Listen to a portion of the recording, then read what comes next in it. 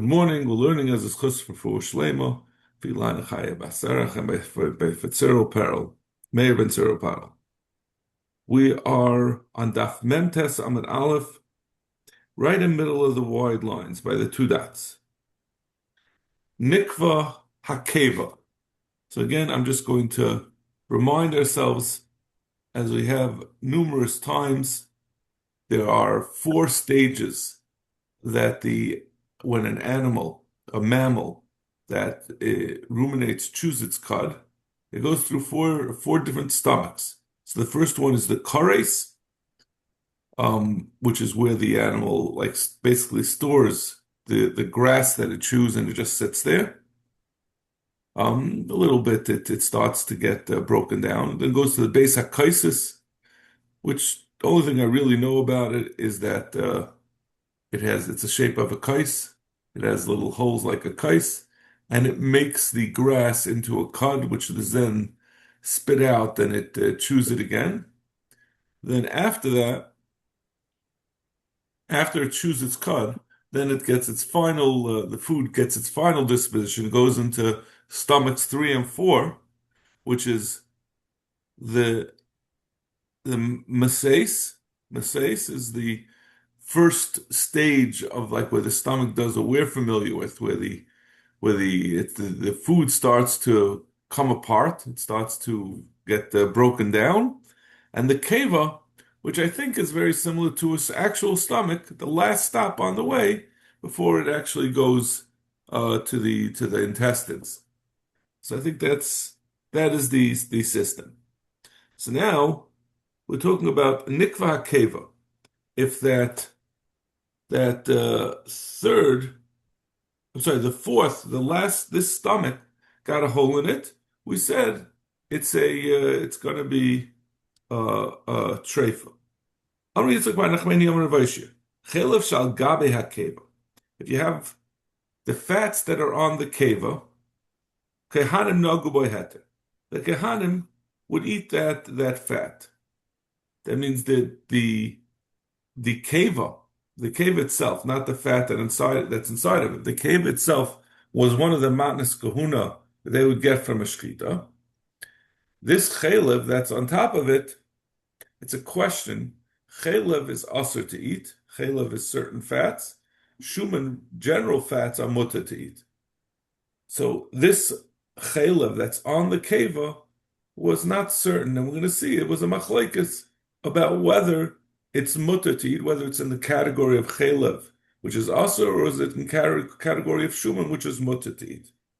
And as we're going to see, it depends on whether it's something that was burnt on the mizbeach together with the carbon. That's generally what's considered to be chaylev, that's asur.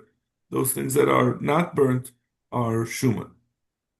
But in any case, Yitzchak Bar Nachmani said b'shem Rav Aishia that the kehanim were matir, they were noig to eat this chaylev on the keva. Rabbi Yishmael, they said like Rabbi Yishmael, she'am mishum havoisa, that he said over b'shem his forebears that they had told him that it's mutter to eat. V'simanech Yishmael kahena b'sayeya kahani. Rabbi Yishmael, Yishmael, who himself was a kohen, he helped out his fellow kohanim by being mater to them to eat this chaylev on the keva. Mahi, where do we see that Rabbi Yishmael was mater this chaylev? The Tanya. Where do you see that he helped the kohanim? The Tanya. Koisav Archos Bnei Yisrael. The pasuk says by the Birchas Kainim that so should the Kehanim be benched to Bnei Yisrael. We see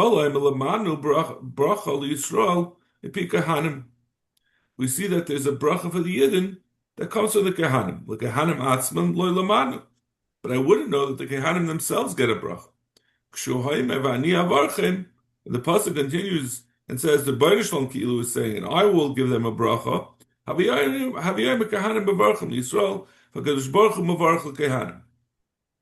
That tells you that, so Rabbi Shmuel was saying that the Kahanim themselves, they give a bracha to the Yidden, and the Baruch Shalom gives a bracha to the Kahanim. So this is one way in which Rabbi Shmuel helped out the Kaihanim, and similarly, he also helped them out by being matir the chelev on the keva.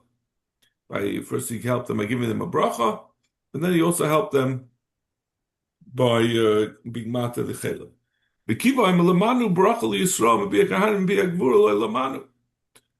We learn, all we know is that the bracha that the Yidden get from the Kehanim, they get.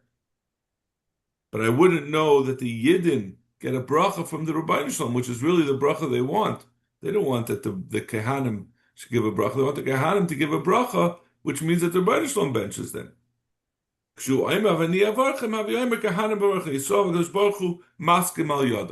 doesn't learn like Rabbi Shmuel. He says that Ani Avarchem is not telling you that the Kehanim get a bracha, but it's telling you that the Rabbeinu Shalom joins into the bracha that the Kehanim are giving to the Yidden.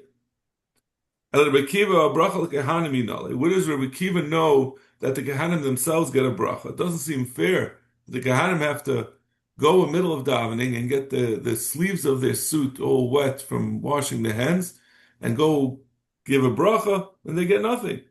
It comes from what the Rebbeinu Shalom told Avram, that I will bless those who give a blessing. So that includes the Kehanim. So tomorrow, Kehani. So that's the case. We brought this all as a raya that Rabbi Shmuel helped the Kehanim, but in the end, we found a bracha for the Kehanim, even according to Rabbi Kiva. It's not the dafka Rabbi Shmuel who helped the Kehanim. Rabbi Kiva also was helping out Kehanim. So what was Rabbi Shmuel special? So the brachas Kehanim b'makom bracha di Yisrael. He said that it's an interesting. I'm sure people can make a good shmooze about this. He says the sense in which the Kehanim got a bracha according to Rabbi Shmuel is it says that the Kehanim get a bracha from the Kehanim, and the Kehanim get the same bracha together with the rest of Klal Yisrael. But according to the second pshat of Rabbi Kiva, that the Kehanim are just giving a bracha. Since they're giving a bracha, the Rebbeinu Shalom says, "I'll give a bracha to those who give a bracha." The Kehanim are not getting a bracha together with the rest of Klal Yisrael, and that itself, being isolated, not getting the same treatment as Klal Yisrael, is not as good as being included together with Klal Yisrael. Right? We always say that the bracha of the Klal has a koyach that the bracha of an individual doesn't. So when you're included, when you're part of the kehila, that itself makes you stronger. That's why it's a better bracha, and that's why we say Rabbi Shmuel helps the Kehanim.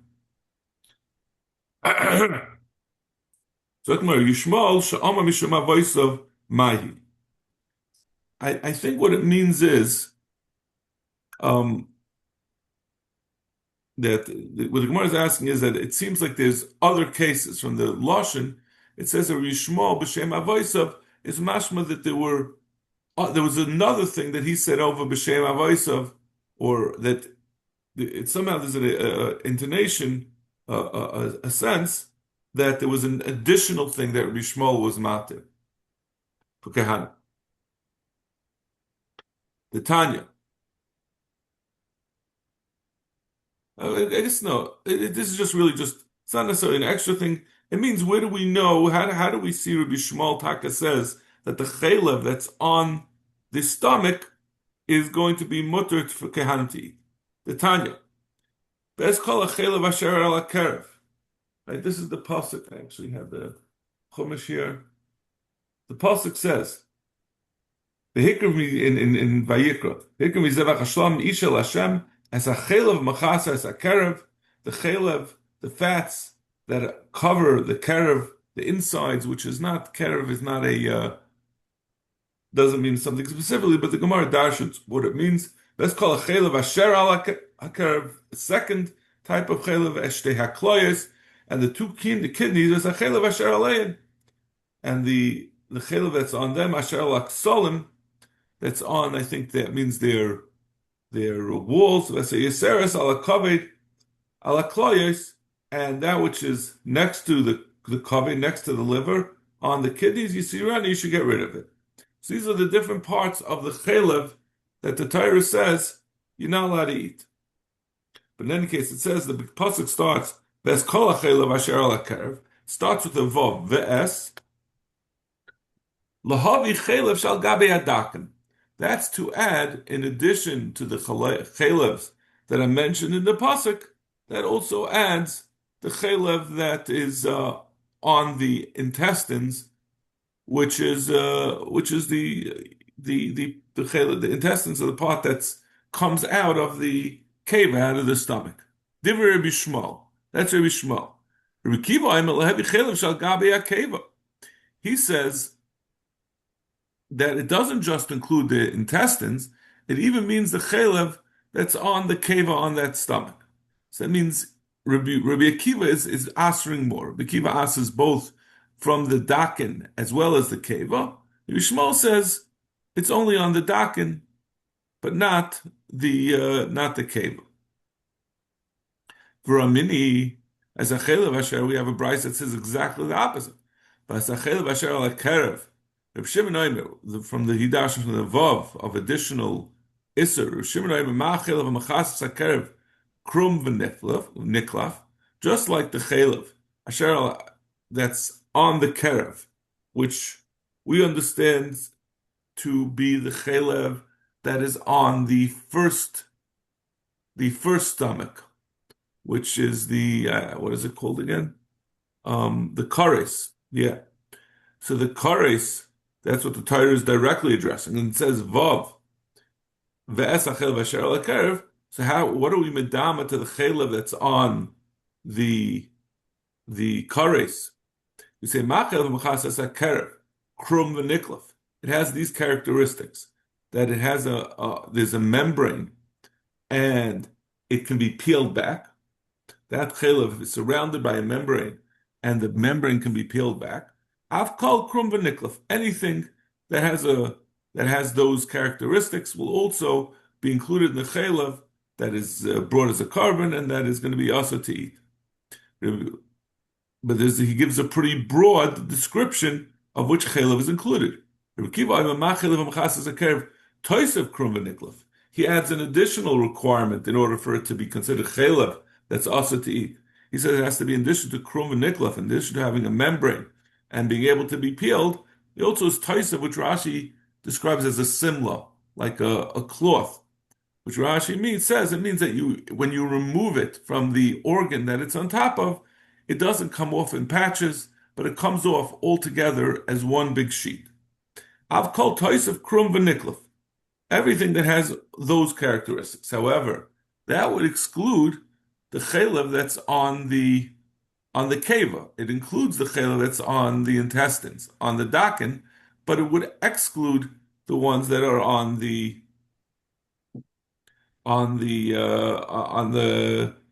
keva. So over here we're coming out exactly the opposite of what we had said of the first pshat. The first pshat we had said Rabbi Shmuel was the makel, that he excluded what's on the keva from being chelev, and over here Rabbi Kiva is the one who's being makel and excluding the chelev on the keva from being awesome. Shalach Rav Mishmei Rav Yechon Kachi Atzah Shal Mishnah. Epach Kamaisa. He says this second pshat is taka the correct brisa, that Rabbi Kiva is the makel, and Rabbi Shmuel holds that the keva is itself, the chelev on the keva is aser, and the first one is incorrect. You have to switch it around, that Rabbi Shmuel over there is also being machmir. Why did we choose to change the first one and not the second one? So since it said in the second brisa, we say the explanation that you have a broader.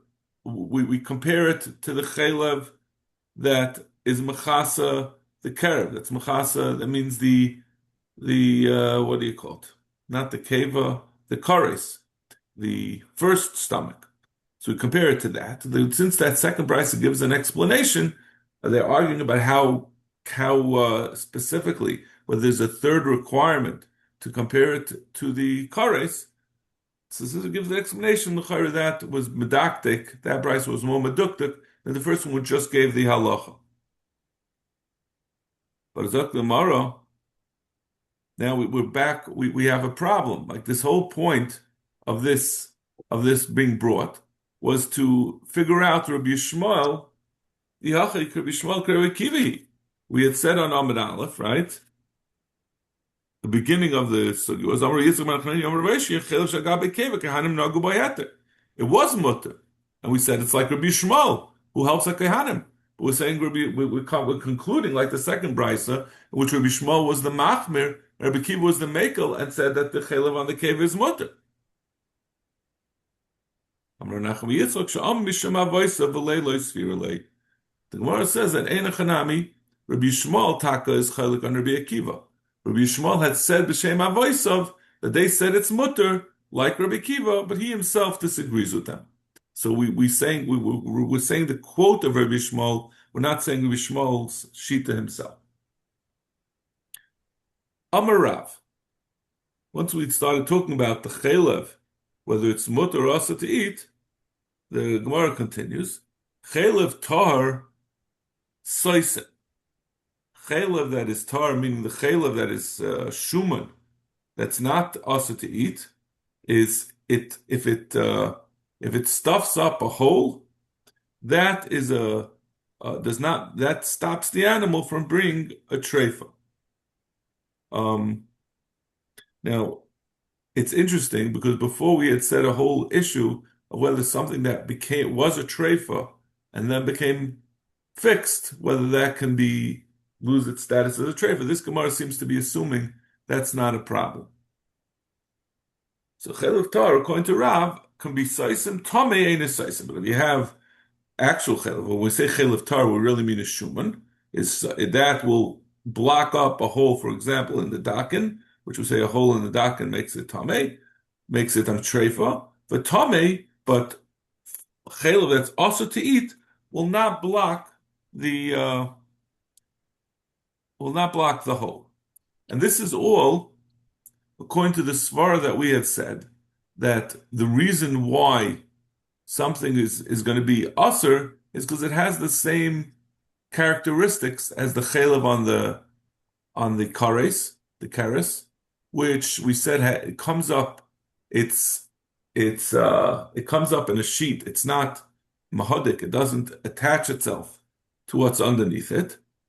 So therefore, chelev that's tar, which is mahodik, which does attach itself, therefore that chelev will be an effective block to stop the nekev, and the animal won't be a treifa. So that's what Rav says. And he says it's no nafkamina whether even if it's tamei, it's still going to be soisa. Boy Rav Zera. Chelev chaya mai.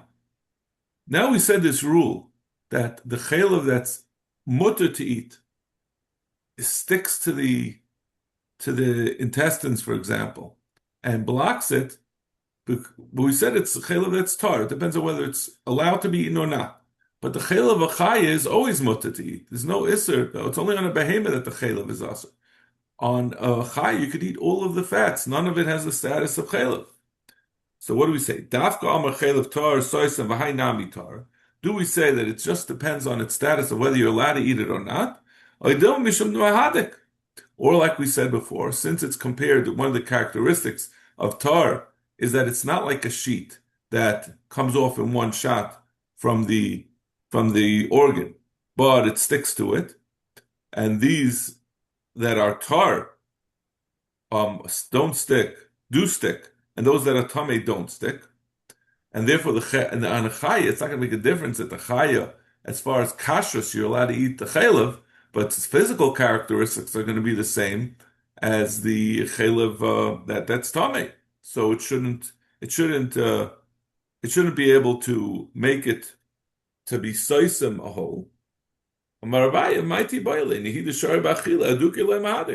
Says.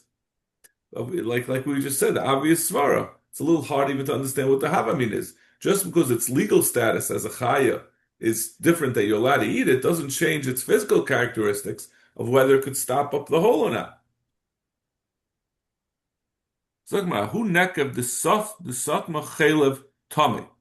There was a hole in the dakin that was stuffed up with chaylev tummy, which Rav had said tummy ain't isaisim, and Rav Shesha says both of them that the chaylev tummy is isaisim. Also the kamei the Rava. They brought it in front of Rava. Amar Rava, lamai necheshla. What do I have to worry about? Chada the Amar Rav Shesha's chaylev tummy nami isaisim. First of all, according to Rav Shesha, even if it's chaylev tummy, it's isaisim. Void. HaTorah chasa al mamayim shel Yisrael. The Torah is worried about the money of the Yidden, and since it's a suffix, we should follow the Makula de Kashita. We don't want to throw out a whole cow and make the person bear the financial burden. Very fascinating thing to suggest that the psak is affected by HaTorah chasa al mamayim shel Yisrael. If you remember, we've had this before. It came from the case of Mitzvah that we tell them to take out their earthenware pots, the kleicharis. They shouldn't get ruined when you determine that the house is a house based tzaras. Amalei Papa Rava, Rav Yisur deraisa v'atamar Torah chasa al ma'inim shel Yisrael. He said to him, "This is Issa deraisa eating a treifa. You're going to bring in Torah chasa al ma'inim shel Yisrael and something optional, but it doesn't mean that we can paskin based on the financial implications." Minyumin Kanduka, someone named Minyukin, who was I think he made pots and pans. Igloile bistaka de dufsha. He had a pot of honey that he left out. As we all know, we've had it a bunch of times. If you leave out water, you're not allowed to eat it because of the possibility that a nachash put its poison into the water. So he had a question: if I left out my pot of honey, does that have the same din? Also, the kamei de Rava, he came to Rava. Amar Rava, lamai necheshla. What are you worried about? Chada de tanan shloisha maskvasur mishum gili ayayin v'amayim v'acholav. The three liquids that we're worried about leaving out because the snake will get its poison in them is wine and water and milk. V'shakal amashkin mutar. Honey is from the other mashkin. Void HaTorah chasa al ma'inim shel Yisrael. In addition, the Torah is not going to make you throw out your honey. I think we've seen other Gemaras that honey was like the most expensive thing. It was more expensive than wine. It was more expensive than anything. So the Torah, he's saying that we wouldn't force you to throw it away. So Rav Nachman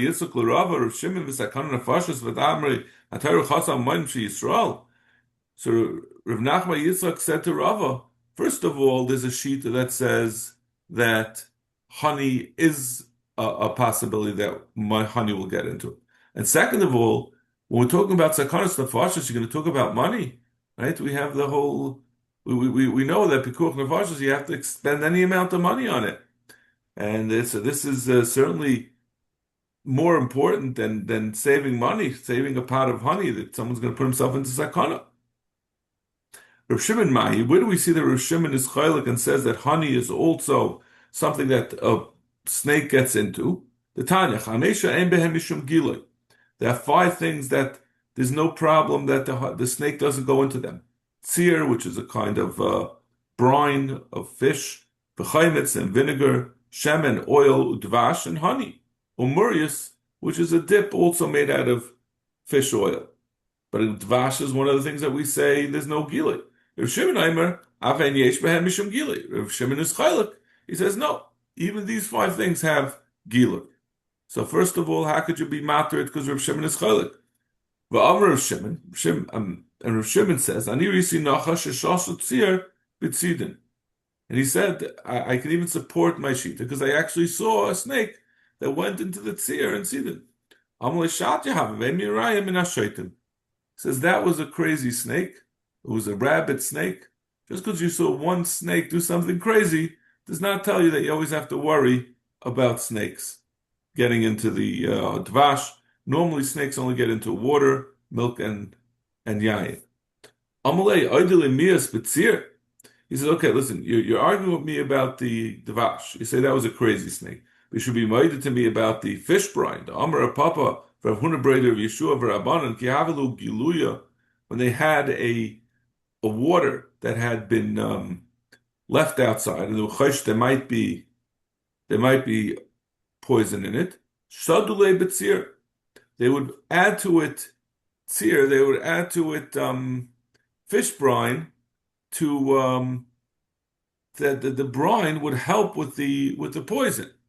So if you say that the brine gets rid of poison that's already in water, so certainly you're not going to worry about if a snake got into it, if it's the cure for it. Amalei said back then, "Ma'idla niya b'dvash." But you should be minded that dvash is asa. The Rav Shimon ben Elazar koi kavase. Rav Shimon ben Elazar agrees that it's a problem. The Tanya Chena Rav Shimon Oiser b'dvash, that he agrees it's asa. You have two against one. So he said that's why. So you really should be chayshish because of Rav Shimon and Rav Shimon ben Elazar that dvash at least is asa. Amr of Nachman chelev asi kakoiva. The chelev that is in the shape of a hat. Ein soisen. It's not. It doesn't block the anekev. Hechi amrila. What are we talking about? What is this chayla that's the shape of a hat?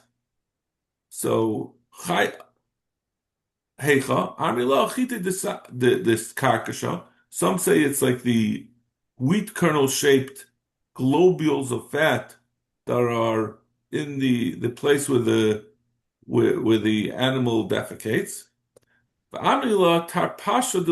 Some say it's pieces of fat that are also shaped like a hat, like a round shape, that are near the heart of the animal. Amarava, Shama Minader of Nachman Tarti. So we heard from Rav Shimon two things.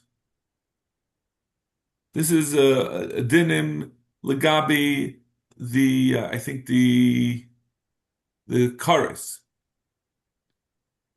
Chimtza ubar chimtza chad sasim v'chad loy sasim. There's one kind of fat that's called the chimtza, and another one that's the bar chimtza. One of them blocks up a nekev, and one doesn't. Lo yadana haminayu, and I don't know which one, whether it's the chimtza or the bar chimtza that's sasim, and I don't remember which one. Rav Huna bar Chinna, Rav Huna breder of Nachman Omer, bam bar chimtza sasim, chimtza loy sasim. He said, I'll tell you which one it is. The bar chimtza is the one that blocks, and the chimtza doesn't block. Amr of Tavis, v'simonach yafa koyach haben mikoyach ha'av. The way to remember it is the son is stronger than the father, so the bar chimtza is stronger than the chimtza. V'hai bar chimtza, what is the bar chimtza and the chimtza? Hai chimtza v'hai bar chimtza. Toshman, Amr of Nachman.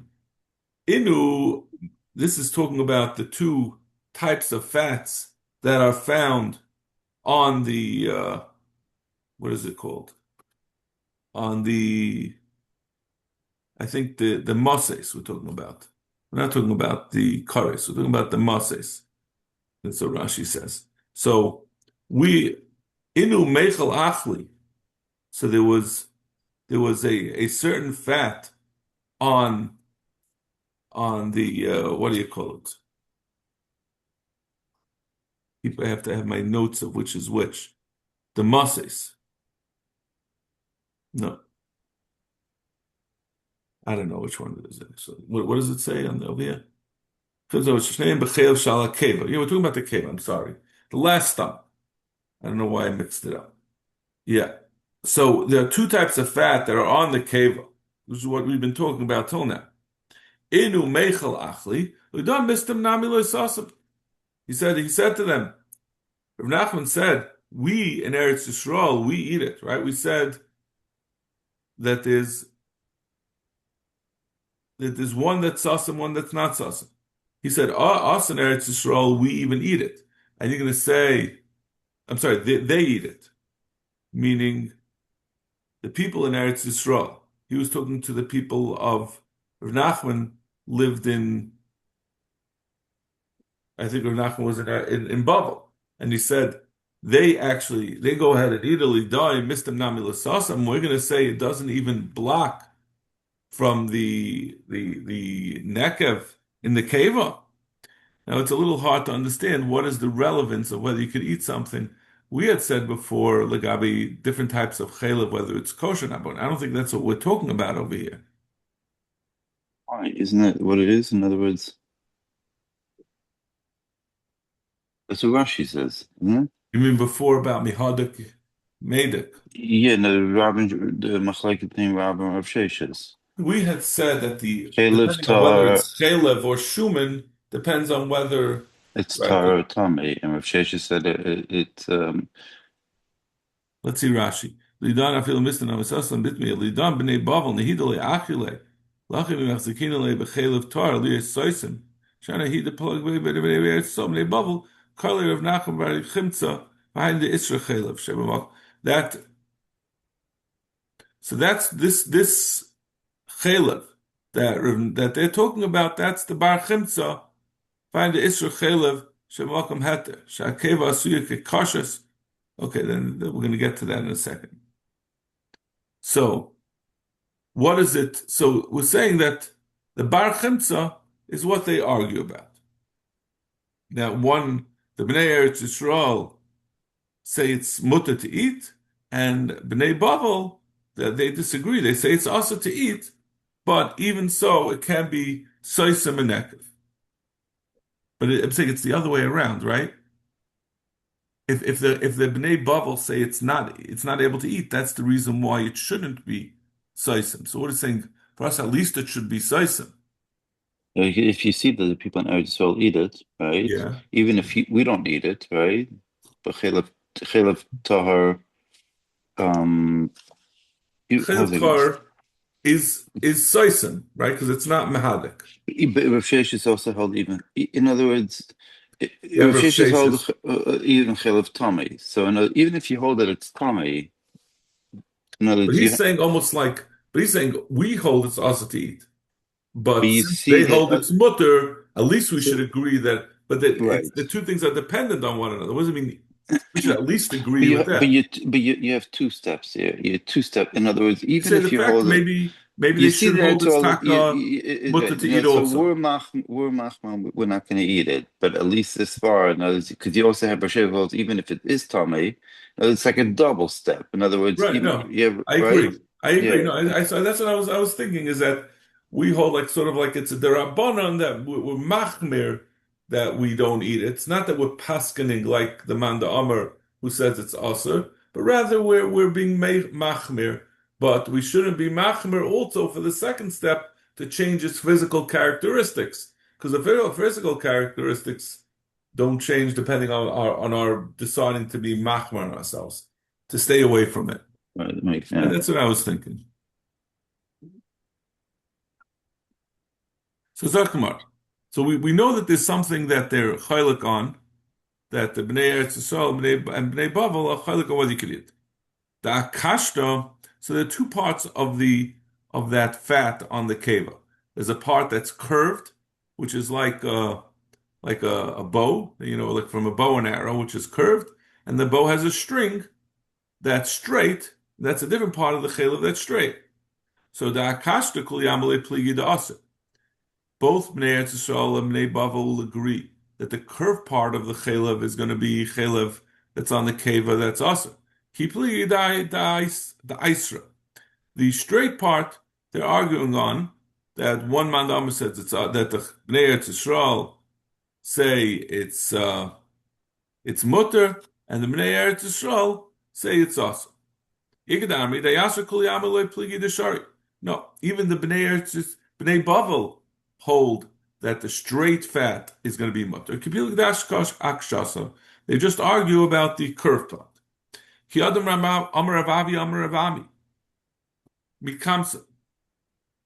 Just like he said, Ravavi said b'shem Rav Ami, who was from Eretz Yisrael. Mekamsan, he said when you have this fat of the straight fats, you take a little bit off and you could eat it. So he was from Eretz Yisrael, so he held the straight fat as mutter. So even though it's next to this other fat that's aser, he would take a little bit off, but the fat itself, the straight fat itself, was mutter. V'chein Rav Yanim is from Zaken Echad Mekamson. He said also that you could just take off a little bit, but the fat itself is mutter. The Bnei Eretz Yisrael hold that the straight fat is mutter. Amar Rav Avia have a ka'imne kameder of Ami. I was by Rav Ami. Come to v'havule v'achal. That they brought him and he also was maskim to eat it. Shameder of Chanina have a koi kameder of Chanina. The servant of Chanina was standing in front of Chanina. Amle kamoitz havli deichel. He told his shamish, take off a little bit, like this psak, that there's no problem with eating the actual straight part of the fat. Chazir to have a kamachases, that the shamish was reluctant. Amle bavloat, you're from Bavel. Gum shadi. So don't worry, just take it and throw it away. I'm not going to force you to eat something that you yourself, because of where you come from, you have to accept those. And I'm not even going to eat it myself. We're going to throw it away.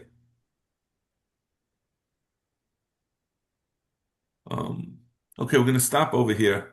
Shkoyach. Thank you so much. Have a great day. What's the plan for tomorrow? I think 10 to 8, if that's okay with you. Would you prefer earlier? It's difficult for you to come early? Yeah, I'm kind of still back to my regular schedule. So what would you rather do 6:30?